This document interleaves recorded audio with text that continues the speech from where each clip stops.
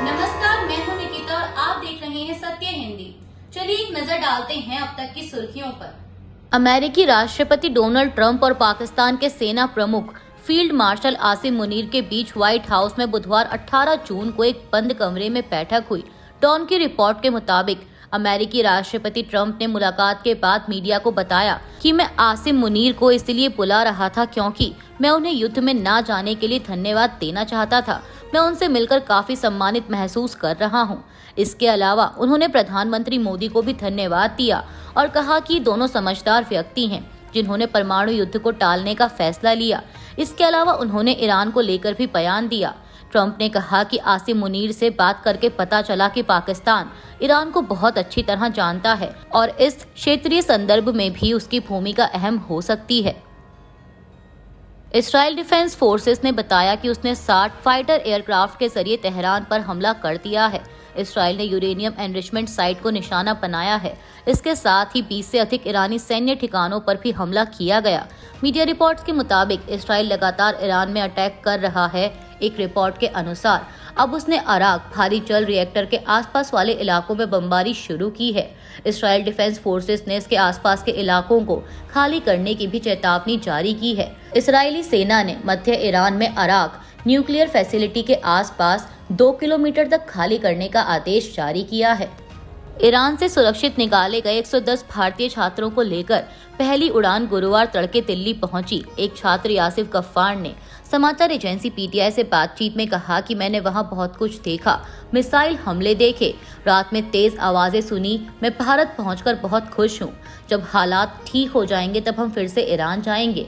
एक छात्रा कसल ने कहा कि वापस आकर हमें बहुत अच्छा लग रहा है।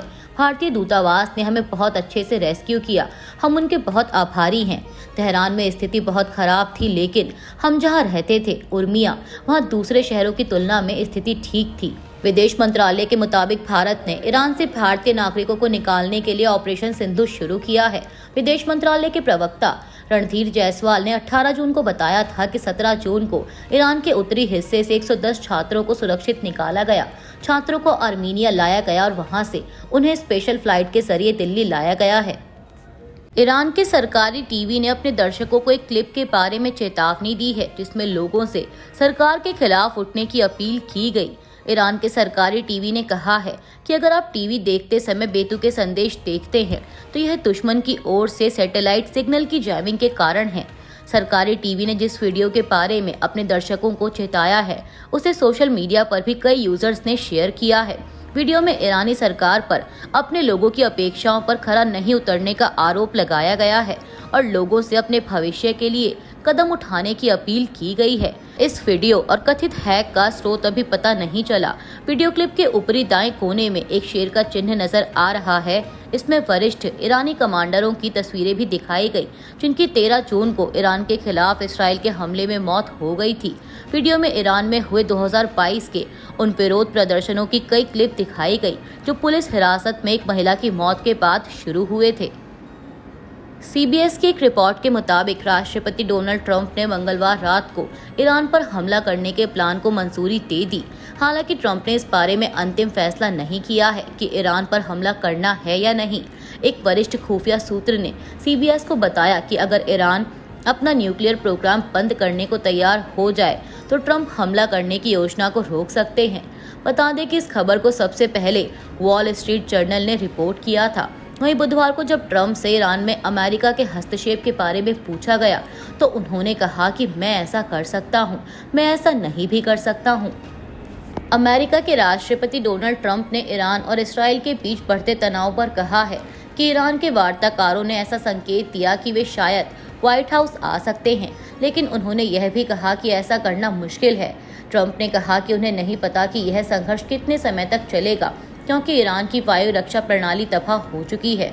उन्होंने ईरान को लेकर अपने पिछले बयान पर जोर देते हुए कहा कि 2 बहुत ही सरल शब्द, बिना शर्त सरेंडर। उन्होंने यह भी कहा कि उनका मानना है कि ईरान के अपने परमाणु कार्यक्रम को लेकर मंशा अच्छी नहीं है। इसके अलावा क्या इसराइल की ईरान के खिलाफ हो रही सैन्य कार्रवाई में अमेरिका भी शामिल होगा? इस सवाल के जवाब में राष्ट्रपति ट्रंप ने कहा कि मैं यह नहीं कह सकता कि मैं ऐसा करूंगा या नहीं करूंगा।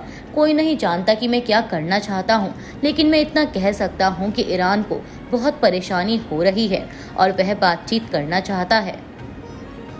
कांग्रेस ने गुरुवार को कहा कि वह पिछले 5 वर्षों से चीन पर विस्तृत चर्चा की मांग कर रही है और उम्मीद है कि प्रधानमंत्री मोदी संसद के आगामी मॉनसून सत्र में इस तरह की चर्चा के लिए सहमत होंगे।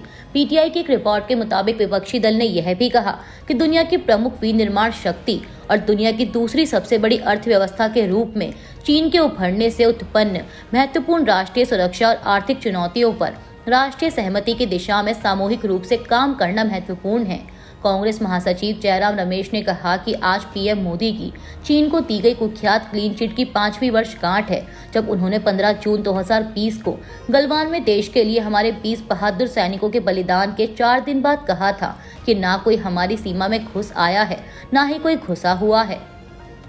पंजाब में लुधियाना पश्चिम विधानसभा उपचुनाव के लिए वोटिंग गुरुवार सुबह कड़ी सुरक्षा व्यवस्था के बीच शुरू हो गई है। अधिकारियों ने बताया कि वोटिंग सुबह 7 बजे से शुरू हुई और शाम 6 बजे तक चलेगी।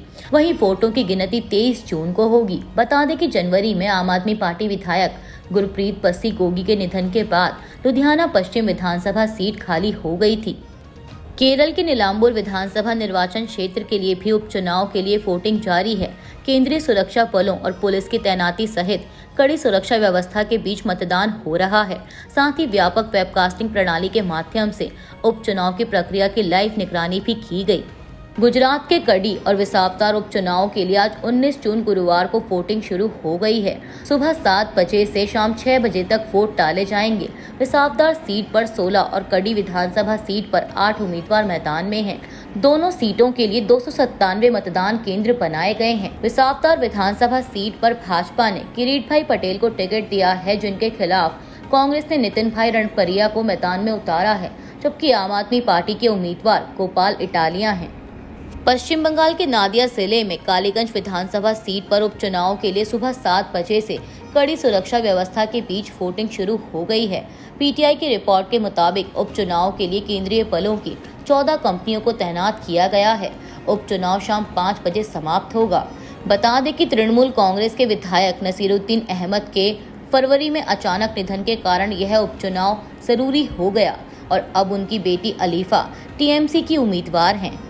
प्रधानमंत्री नरेंद्र मोदी ने बुधवार को कहा कि भारत और क्रोएशिया इस बात पर सहमत हैं कि चाहे यूरोप हो या एशिया, समस्याओं का समाधान युद्ध के मैदानों में नहीं हो सकता। उन्होंने जोर देकर कहा कि संवाद और कूटनीति ही आगे बढ़ने का एकमात्र रास्ता है। अपने क्रोएशियाई समकक्ष आंद्रेस प्लेंकोविच के साथ बातचीत के बाद अपने मीडिया बयान में मोदी ने कहा कि दोनों नेता इस बात पर सहमत हैं कि आतंकवाद मानवता का दुश्मन है और यह लोकतंत्र में विश्वास रखने वाली ताकतों के लिए प्रतिकूल है। उन्होंने कहा कि हम इस बात पर सहमत हैं कि चाहे यूरोप हो या एशिया, समस्याओं का समाधान युद्ध के मैदानों से नहीं आ सकता और संवाद और कूटनीति ही एकमात्र रास्ता है। अभी के लिए बस इतना ही। बाकी की खबरों के लिए बने रहिए सत्य हिंदी के साथ। Copyright disclaimer under Section 107 of the Copyright Act 1976. Allowance is made for fair use for purposes such as criticism, comment, news reporting, scholarship, and research. Fair use is a use permitted by copyright statute that might otherwise be infringing.